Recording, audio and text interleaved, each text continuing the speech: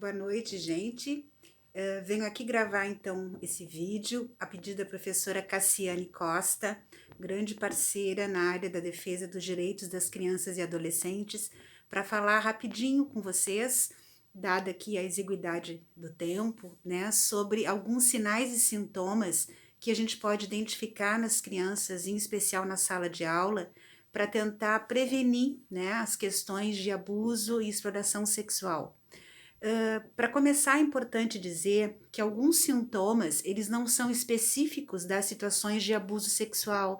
Eles podem ocorrer em crianças ou adolescentes que estão passando por quaisquer situações traumáticas ou quaisquer situações de violência. Entretanto, existem alguns sintomas, alguns sinais demonstrados pelas crianças que eles são mais indicadores de situações de violência, em especial de violência sexual. Quais seriam esses sintomas, esses sinais, então? As crianças, muitas vezes, elas apresentam alguns comportamentos que destoam dos seus comportamentos habituais. Por exemplo, uma criança que é muito alegre, espontânea, brincalhona, participativa, faz as tarefas da sala de aula sem grandes dificuldades, de uma hora para outra começa a mudar o seu comportamento, fica então mais retraída, não participa das aulas, ou se apresenta chorosa, ou agressiva, arredia. Então, essa mudança de uma certa forma brusca de comportamento, ela significa que alguma coisa está acontecendo. Outras crianças, por exemplo, que são mais quietas, mais tímidas, de uma hora para outra ficam agressivas, ficam agitadas, não conseguem sentar e fazer as tarefas, ou brigam muito com os outros colegas, ou se apresentam agressivas, não querendo participar como antes. Isso também é uma mudança brusca de comportamento, né? Ou seja, não são os seus comportamentos habituais e eles podem indicar que alguma coisa está acontecendo.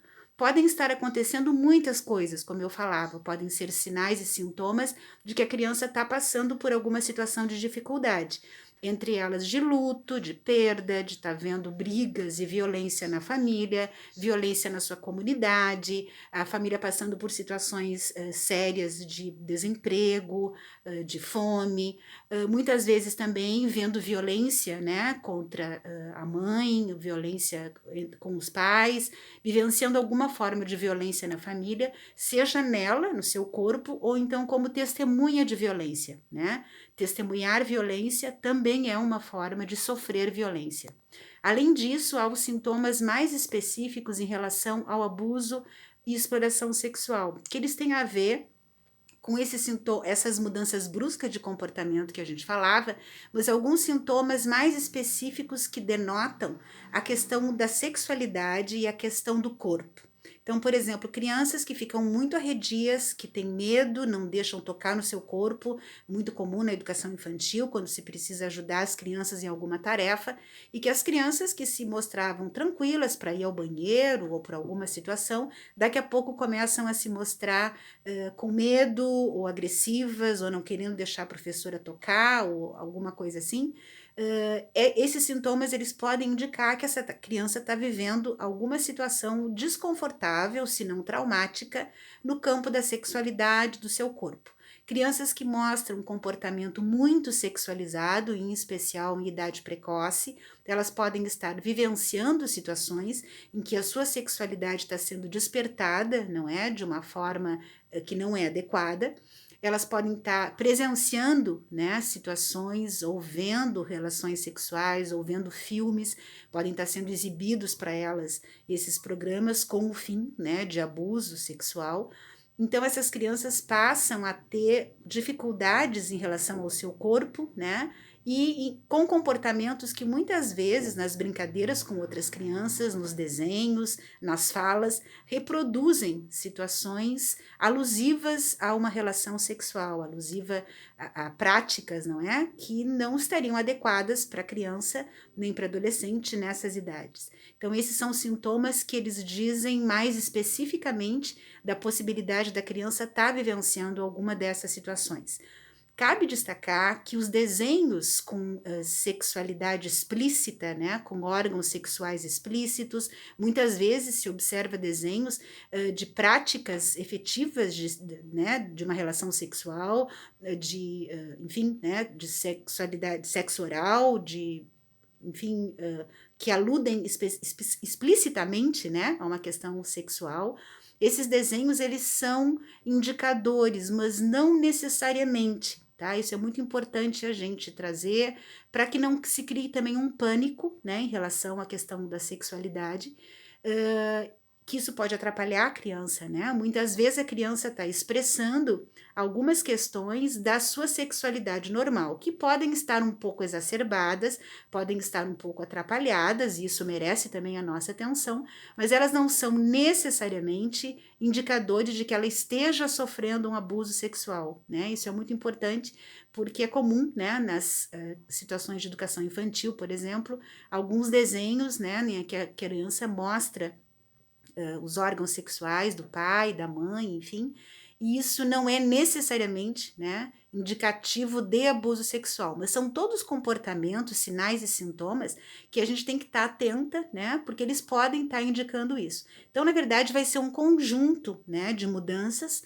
no comportamento dessa criança, né, e que eles podem indicar essas situações de abuso sexual. Então, isso é muito importante a gente saber, porque muitas vezes vai ser só na escola, só na sala de aula, que essa criança vai ter espaço de alguma forma para expressar, né, essa dor que ela está sentindo, essa confusão que ela sente, por isso a raiva, por isso o medo, por isso a agitação, a ansiedade, por estar vivenciando situações as quais ela não tem condição de compreender e que é uma violação, não é, do seu corpo, do seu direito de viver a sua infância e de viver a sua sexualidade de uma forma saudável, adequada e no tempo certo. Então, esses são os primeiros aspectos, os primeiros sinais que a gente tem que né, identificar.